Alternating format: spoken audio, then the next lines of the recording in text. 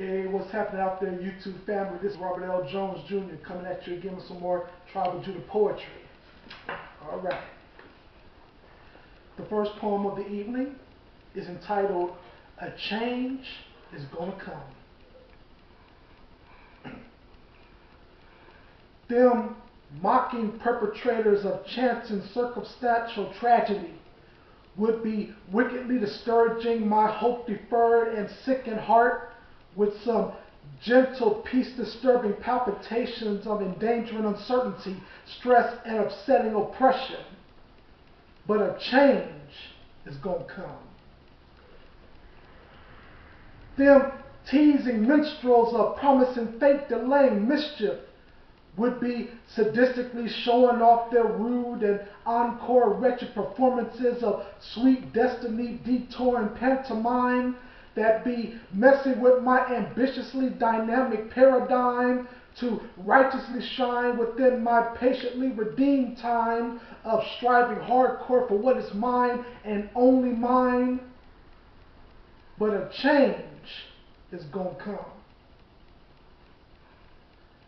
Them mean and demonic legions of aspiration attacking torture would be hatefully venturing on within that demented and Gehenna sending agenda of untruth spewing them hell-bound phrases of grim and sulfur-burning harassment so that they would have that heavenly dream exterminating opportunity to steal, to murder, and to destroy my good life-deserving vision and decision to thrive mightily with some next generation providing wealth, fortune, and prosperity. But a change is going to come. Them moral support abusing enemies of tender emotion, wounding violence would be wildly throwing, swinging, and uppercutting those fatality-threatening punches of cruel and merciless anger and pain against my world champion acquiring endurance to fight back for my undisputed victory of being still and tranquil within that free will beautifying zeal and appeal of a yes I can establishing testimony and a God immutable legacy. But a change is going to come. Them misery accompanying degenerates of positivity defacing malice would be tenaciously playing them trifling and juvenile games of doubt wrapping their strife catastrophic judgments of counter-transferring loss, disappointment, and failure against the self-manifesting warranty of my own swift and prolific continuity in pursuing all them just due grooving multitudes of success accruing abundance within the modernistic refuge of this day and our empowered existence. But a change is going to come. Them grave and pervasive knaves of crazy pessimistic madness would be subtly invading the serene and stable refuge of my neurosensory scene and confuse it both blind and double-mindedly with that faith hemorrhaging insanity of placing all of my once Gibraltar solid and securely steadfast in thought processes upon the cracked up and corroded pavement of unbelief condemning shakiness, thus leaving my raw and violated consciousness into that dark and tumultuous psychosis that there could not be any possible way for me to make it through them frightfully evident detriments of Mr. and Miss Tribulation's ever-consuming damnation. But a change is going to come. Them sick and pathogenic epidemics with their quit before you start imparting academics would be plotting and conspiring in mental health diseasing the well and persevering DNA of my fully persuaded optimism with that difficult and psyche-plaguing aneurysm of cursed and cancerous terrorism against the true and benevolent metabolism of my strict yet resilient determinism for change.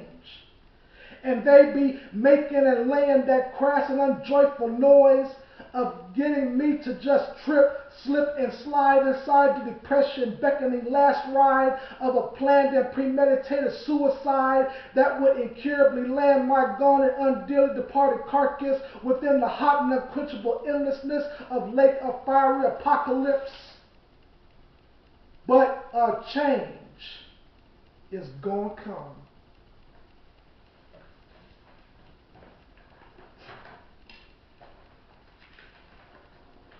The second poem of the evening is entitled Freedom versus We. I'd be eager and anxiously deciding upon that self-requesting prodigal ride of glass house journeying right on back upon them blacktop cobbled memory lanes towards them back in the days of Afro-Celestine glory.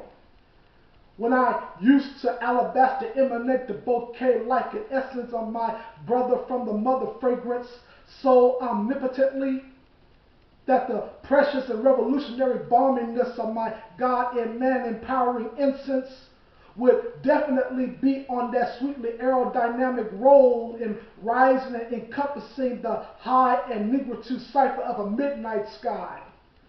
That be thankfully welcoming my beautifully pungent and abundant vapors of blackberry savory expressiveness with all of the true and sincere steadfastness of man of God embracing acceptance.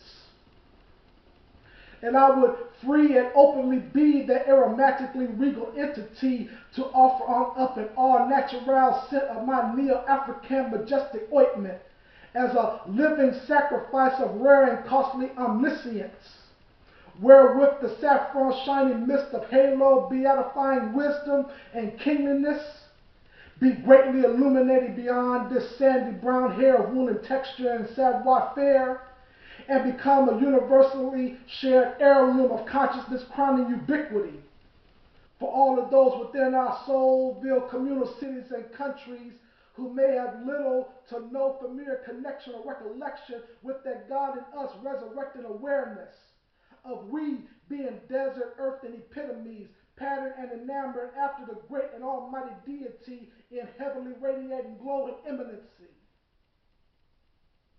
Now, there ain't no need for you or me to keep on daydreaming or genie wishing upon them flickering stars that don't be caring at all about what our hearts desire richly entail. For immutable faith and trust in our highest power in the Shekinah-centric cosmos had done raised us up into a galaxy dreamy hemisphere, where our inner multitude of tears, fears, burdens, and cares have no place nor space up here. And we can completely move on with that rapture dapper groove of an emotional mood that is far more than just okay, fine, cool, all right, good, wonderful, even great, but is most excellent. So away with that psyche mess and pessimism that be trapping and bottlenecking our incorruptible right and privilege to be liberated within this effervescent joy that be brilliantly transfiguring all of our boy and girlhood timid nightmares of terror-burning anxiety into them mature and courageous escapades of facing down a cruel and abusive world that will never break us, that will never shake or quake us, that will never again exploit us bare of our luxury, increasing pride, health, and beauty, and will never again plunder asunder our bold and flashing mental thunder of atmosphere blasting determination.